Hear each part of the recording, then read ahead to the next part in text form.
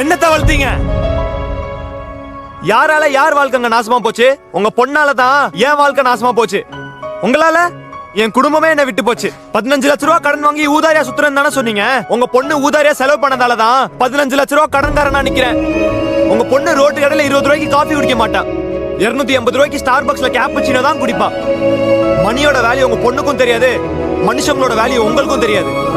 மரியாதை எங்கிறது போயிருங்க, இல்ல என்ன பண்ணணும்னு எனக்கே தெரியாது. என்னப்பா பெருமை மரியாதை பேசுற? ஓ, மானவ மரியாதை உங்களுக்கு மட்டும் தானா? ஏன் எங்களுக்கு கிடையாதா? செத்துட்டு போறான் சார் எங்க அப்பன். நாளைக்கு அவர் முன்னாடி என்ன மூஞ்சி வச்சுட்டு நிப்பேன்? நீங்க பாட்டு எகிரிக்கிட்டு வரீங்க. அவ முட்டாள்தனமா இந்த சேலஞ்ச் அக்செப்ட் பண்ணும்போது எனக்கு தெரியும் கண்டிப்பா ஒரு நாள் பிரச்சனையில மாட்டுவான்னு. அதான் என் அப்பா என் கடனை அடைக்க கொடுத்த சொத்து பத்திரத்தையும் நகையும் பத்திரமா வச்சிருக்கேன். அதை வச்சு உங்க பொண்ணோட கடனை அடைப்பேனே தவிர உங்க சொத்தை வித்து என் கடனை அடைக்க சொல்ல மாட்டேன். ஒரு பொண்ணை எப்படி சேஃபா பாத்துக்கணும் என் வீட்டை சொல்லி வளர்த்துருக்காங்களே தவிர ஒரு பொண்ணை வச்சு எப்படி சேஃப்டி ஆயிக்கணும் என் வீட்டை சொல்லி கொடுத்து வளர்க்கல. இனிமேல் உங்க பொண்ணை தேடி ஒரு கடன்காரனும் வரமாட்டான்.